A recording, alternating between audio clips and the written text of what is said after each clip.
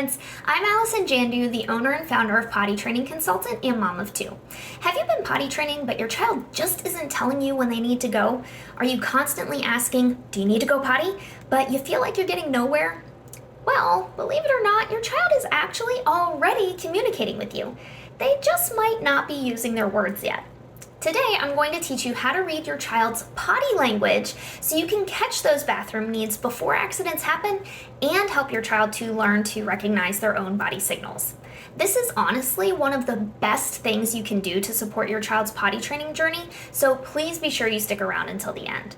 But first, take a second to hit subscribe so we can keep getting these videos in front of parents who really need them. I really appreciate you being here.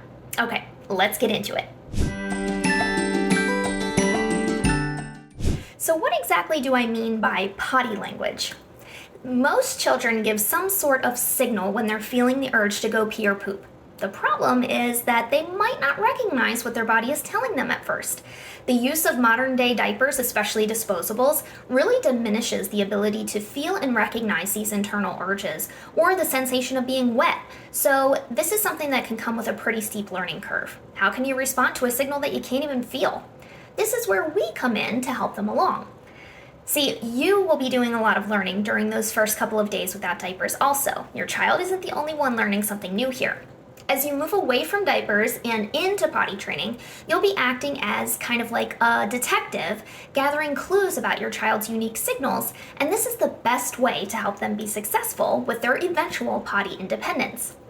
These signals, or potty language as I like to call it, mainly because I'm a sucker for a good pun, can be a wide variety of changes in behavior or emotions from super obvious to very subtle. Since you're the expert on your child, you'll likely pick up on this fairly quickly. And here's a pro tip. Being bottomless should make those signs even more apparent, which is one of the many reasons why I recommend some bottomless time during early potty training. Now let's dive into some of these specific signs that you might notice. All right, let's talk about some of the specific signs you should be watching for. I'm going to break this down into physical signs and behavioral signs, starting with the physical cues because they tend to be the most obvious. Some examples of how a child might physically display their need to use the potty include crossing their legs. This is probably the most classic sign. You'll see them literally trying to hold it in by squeezing their legs together. You might also them grabbing or playing with their genitals or their bottom. They're literally touching the area where they're feeling this sensation, and it's kind of their way of trying to figure out what's happening down there. Some kids walk around on their tiptoes, and this is such an interesting one because this physical positioning can help them tense their muscles and hold in their pee or poop. Not being able to stand still is another big one, also known as having the wiggles or doing the potty dance. You know that one, where they're like shifting from foot to foot, bouncing around, wiggling all over the place, just a simple inability to be able to keep still. Now here's something specific about pooping. When your child needs to poop, they might kind of freeze and stand completely still, stare off into space, or get really red in the face from pushing or straining. Some kids will even go hide behind some furniture or in a corner.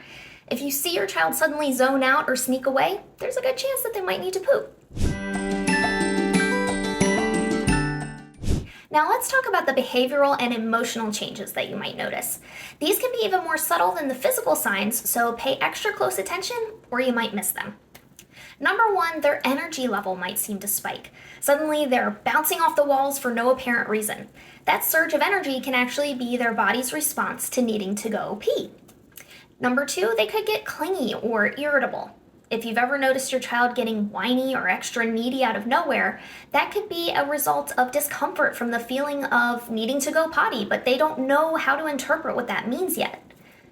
Number three, they might try to run off and hide, and this is especially common for pooping specifically. Kids often associate privacy with going to the bathroom because that's what they've always done in their diapers. You see, every child's potty language is unique, kind of like their own personal code. So your job is to crack that code in those first few days of potty training. Okay, so now you know what to look for, but here's where the real magic happens, using this information to help your child learn to recognize their own body signals. If you start noticing any of these things from your kiddo, you know that it's time to prompt a visit to the potty. But don't just say, go potty. To take the learning one step further so they can eventually self-initiate, help them recognize that their body is sending them these signs and that means that it's potty time. Here's what that sounds like in real life. Say something like, I can see you're crossing your legs. That's your body's way of telling you it needs to go potty. Come on, let's go sit. Or, I noticed you're doing a little dance over there. I think your body might be trying to tell you something. Let's go check on the potty. You're connecting the dots for them until they can do it themselves, and this part is crucial learning. With practice, you'll be able to put the ball into their court more by doing what I call body check-ins. When you notice a sign but they aren't making a move on their own to go, have them focus on you for a second and ask, do you think your body's trying to tell you something right now? That simple question can help them reach into their interoception, or their ability to understand what's going on inside their body. Interoception is a sense, just like taste, touch, or smell, that tells us when we are hungry, or cold, or itchy, or in pain, or when we need to use the bathroom. This last part isn't really something that your child has had to pay much attention to before because they've always had access to their diapers. So it will definitely be a learning curve at first.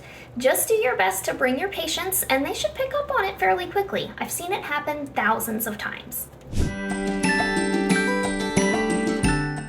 So let's recap what we've learned about potty language today. Number 1, your child is communicating their potty needs, just not with words yet. So watch for their unique signals. Number 2, physical signs include crossing legs, holding themselves, tiptoeing, doing the potty dance, freezing in place, or changes in their facial expressions. Number 3, behavioral signs include energy spikes, getting clingy or cranky, or running off to hide. Number 4, help them connect the dots. Narrate what you see, link it to their body signals, and guide them through what steps to take after. Number 5, use body check-ins to develop their interoception and encourage independent self-initiation. Remember, you're not just potty training, you're teaching your child body awareness that will serve them for life. Our kids are capable of so much, and with your guidance, they'll get this skill down in no time.